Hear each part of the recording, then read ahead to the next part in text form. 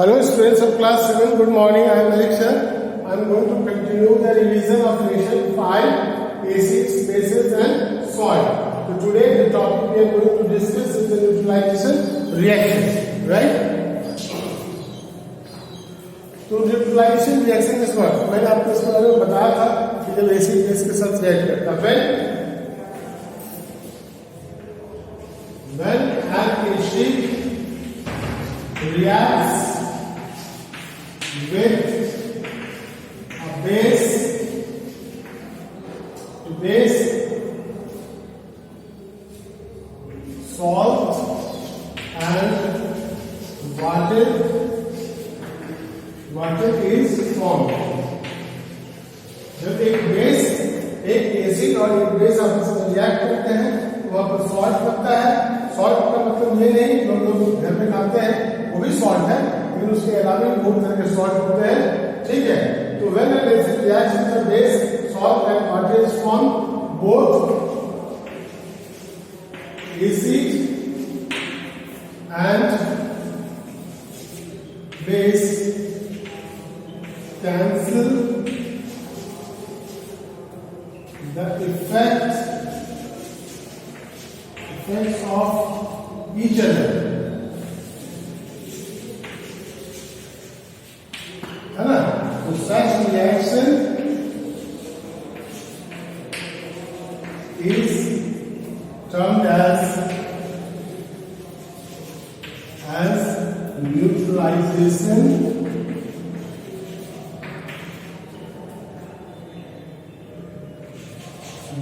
reaction.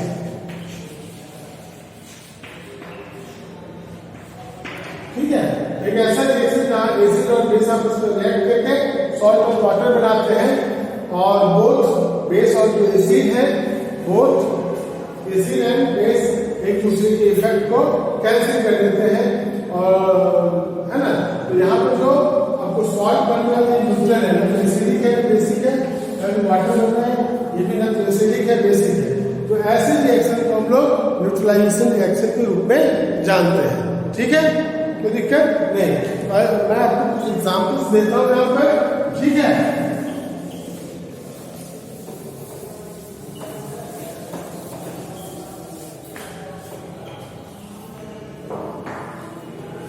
अब देखिए कोई भी आप देखिए magnesium react with hydrochloric acid, sorry NaOH, ये बेस है और ये एसिड है. आप इसको रिएक्ट कर रहे हैं सोडियम क्लोराइड और साथ में क्या है रिलीज करेंगे वाटर. ठीक है, तो ये सोडियम क्लोराइड जो है न्यूट्रल सॉल्ट है. इसी तरह से कैल्शियम हाइड्रोक्साइड, ठीक है, ये H2SO4 के साथ रिएक्ट करेंगे, ये भी एसिड है. ठीक है, ये क्या बनाएगा CaSO4 plus H2O.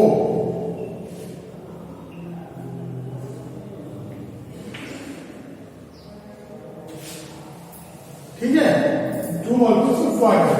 तो अब देखिए जिंक है,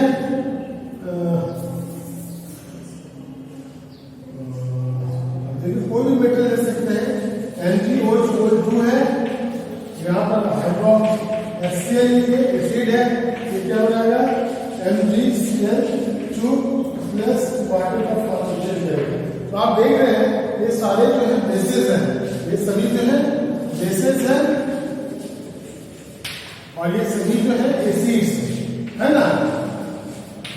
तो यहाँ पर जो बन रहा है ये देख रहे हैं आप क्या है सॉल्ट है, सभी सॉल्ट है ना, और यहाँ पर जो बन रहा है वाटर. ठीक है, तो आप देख रहे हैं एसिड बेस जब एसिड के साथ रिएक्ट करता है तो सॉल्ट बनता है और वाटर बनता है. तो सॉल्ट आपको पहले पता है बहुत तरह के होते हैं, तो सभी सॉल्ट्स खाने लायक नहीं होते हैं. तो हम लोग जो सॉल्ट यूज करते हैं वो सोडियम क्लोराइड है, लेकिन ये सारे सॉल्ट जो होते हैं न्यूट्रल होते हैं, मतलब ये एसिडिक होंगे ना बेसिक नेचर के होते हैं. ठीक है, तो आपने देखा न्यूट्रलाइजेशन रिएक्शन में तो सॉल्ट्स को हमको पढ़ना है. तो salts are compound which is formed when an acid or base react with each other. Salt क्या है? Salt is a product formed during the reaction between N acid and base. Salt वह compound है जो acid और base के आपस में react करने से बनता है, ठीक है। इसकी कुछ प्रॉपर्टीज है, उसको मैं आपको डिस्कस कर रहा हूं, ठीक है। Salts exist in solid state, जो भी सॉल्ट होंगे, हाँ कोई भी सॉल्ट होंगे, जैसे सोडियम सॉल्ट हो चाहे मैग्नीशियम सॉल्ट हो, कोई भी सॉल्ट होगा वो हमेशा सॉलिड स्टेट में ही मिलेगा, लिक्विड या गैसियस स्टेट में ये एग्जिस्ट नहीं करता है।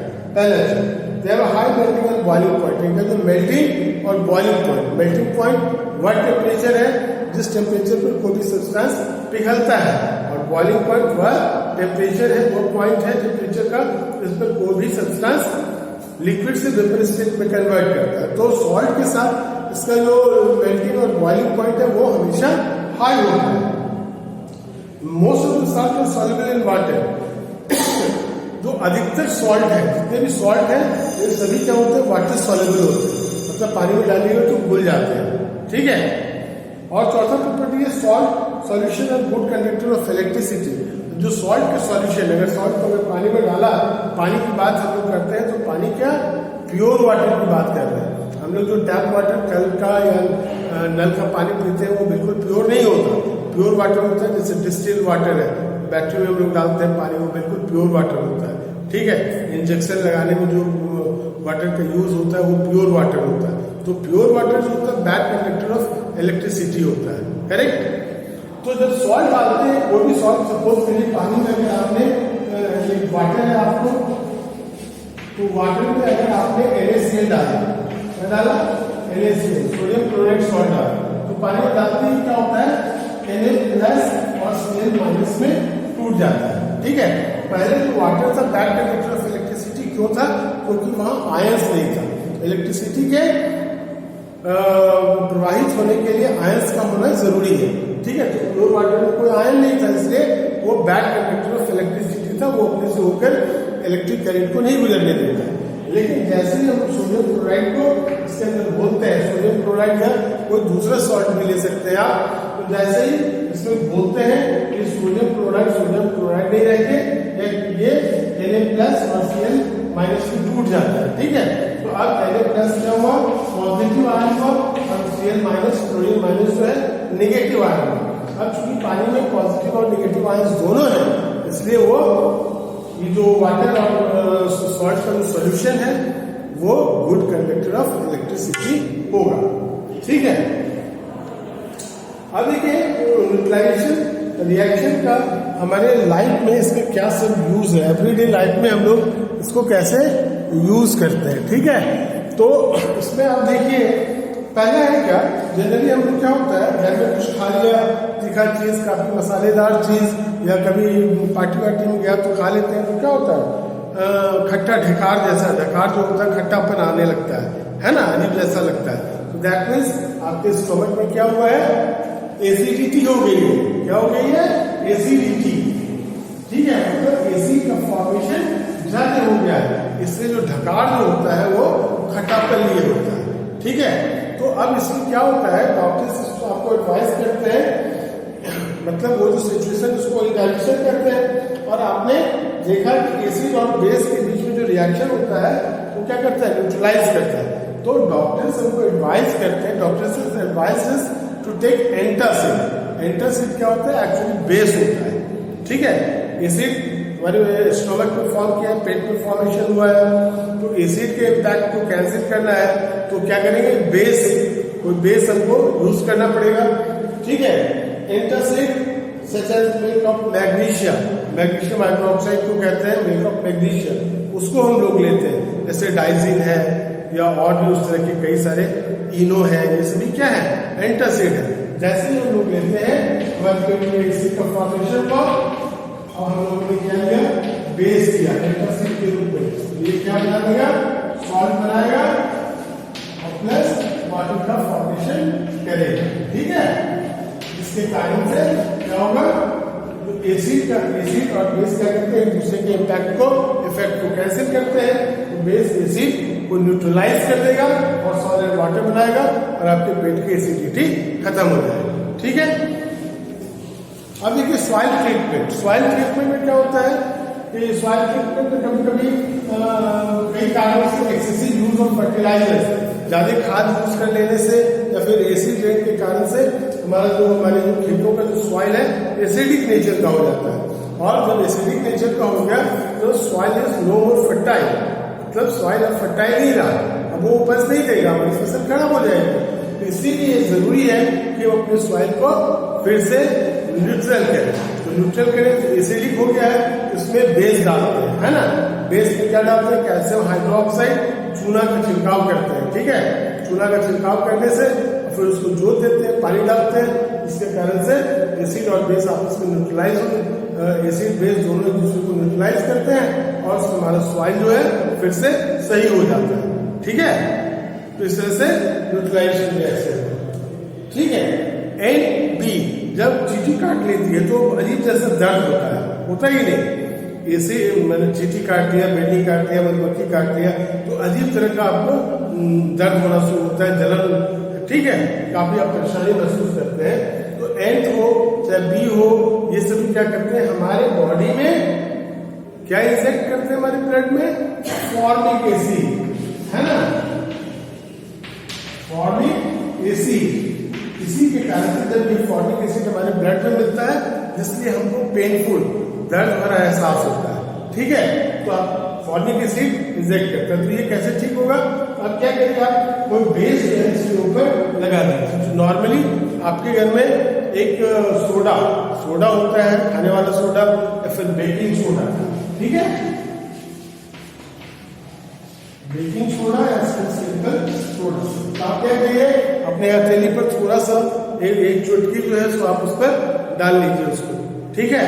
और घर के अंदर कोई भी कोल्ड क्रीम होता है, बोरोलिनो है, बर्नॉल है या फिर वो बोरोप्लस है, जो भी है, या फिर वो पॉन्ड्स का कोई भी कोल्ड क्रीम जो है उसको लगा के वो जो आपका बेकिंग सोडा या जो भी है उसको उसमें अच्छे से मिला के जहाँ पे उसने काटा है, बिल्ली ने या मधुमक्खी ने या चींटी ने, वहां पे अगर आप लगा देते हैं तो आपको वहां आराम मिलेगा, रिलीफ मिलेगा। क्यों? क्योंकि वहां पर फॉर्मिक एसिड है, जिसके कारण से आपको पेनफुल एक्सपीरियंस हो रहा है। वहां बेकिंग सोडा आप दे रहे हैं, ये क्या है? बेस है। जब ये दोनों आपस में रिएक्ट करेंगे तो बेस क्या करेगा? एसिड को न्यूट्रलाइज कर देगा। आज जब भी न्यूट्रलाइज कर दिया, एसिड का अपना इम्पैक्ट खत्म हो गया और आपको वहां आराम मिलेगा, ठीक है। अब फैक्ट्री वेस्टेज को प्योर करें। फैक्ट्री वेस्ट जो होता है वो एसिडिक नेचर का होता है, ठीक है। फैक्ट्री से जो निकला हुआ कचरा है वो आपको एसिडिक नेचर का होता है।